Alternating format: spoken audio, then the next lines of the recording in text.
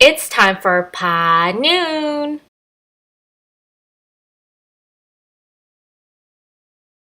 You're gonna need some beef bones or oxtail, some cut and peeled potatoes, some chopped carrots, some chopped up squash, some onions and moldered ginger and garlic. Let's start by filling the pot halfway with water, just water. And depending what kind of pot you use, I'm using my crock pot, and I've already set it on a high for 12 hours, just as a base to start. I'm probably gonna add more time because I really want it to sit longer with the ingredients inside. So let's start by adding the tarragon, and I'm adding half a cup of tarragon. If you guys don't know what tarragon is, it's another type of vinegar. Some people use apple cider vinegar, but I prefer using tarragon for this. And I'm not adding salt and pepper to this because I'm using it as a base for other soups. And then you want to add your ginger. You want to add your garlic. Stir it up a bit. Add your onions.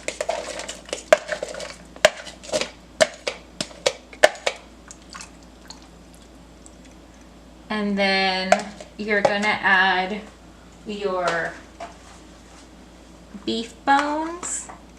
Now you could use chicken feet for this if you want, or chicken bones or pork bones. I usually combine the beef bones or like oxtail bones with the chicken feet, but the American market that I go to doesn't have it. You're gonna wanna let this sit until it starts to simmer, and then you're gonna start adding your vegetables later on. But if you want your vegetables to be super mushy by the time this is done, then I recommend adding your veggies now. Put a cover on it and make sure it is sealed. And the great thing about crock pots, you just forget about it.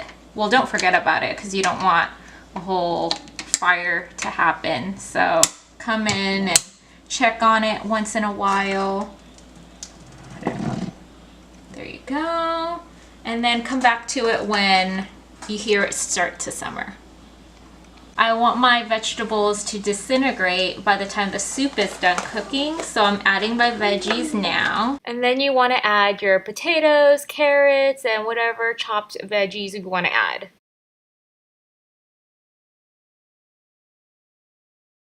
And then you want to stir everything together. Now you want to leave it covered for about 3 hours before putting in your squash. Okay, now you want to add your squash.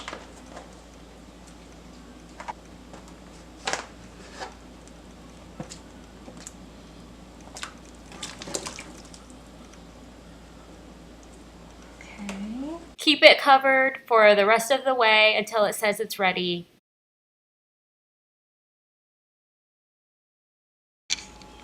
Okay, so it's been simmering for about 24 hours right now, and I plan to let it simmer for about a couple days more, but I just want to show you what 24 hours looks like. This is what it looks like.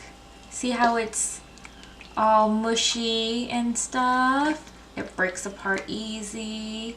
So I'm gonna let it sit for a few more days. Now for you guys, if you like this consistency, you can take it out, store it in one of the growlers or your soup jars.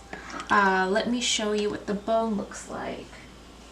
And whoop, that's too much. So here's the bone.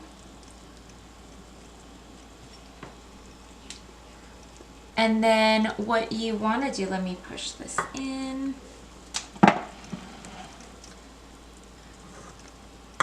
And then So what you want to do is make sure that the bone is tender enough so that when you stick a chopstick through it, it slips right down and you can eat it. I don't want to do it yet because I'm not planning on eating it yet.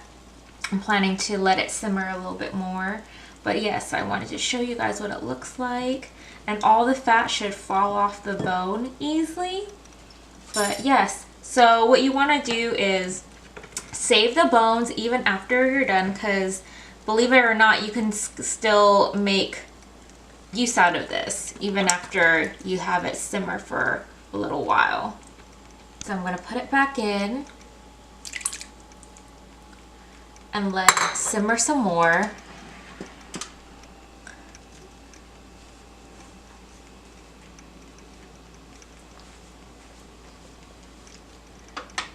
And then in other videos or other future videos, I'll show you guys how to make your own soups from the bone broth.